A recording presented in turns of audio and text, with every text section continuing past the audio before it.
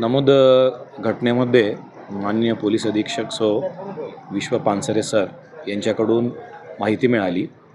तसेच आमचे upper police अधीक्षक खामगाव श्री अशोक थोरात सर, उपविभागीय पोलीस अधिकारी यांच्याकडूनही माहिती मिळाली।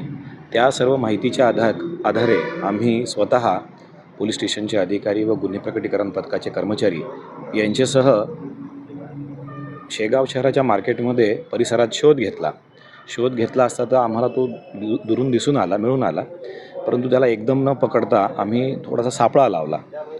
दोन कर्मचारी मिळून चारी बाजूला सापळा लावला आणि मग त्याला ताब्यात घेतलेले आहे।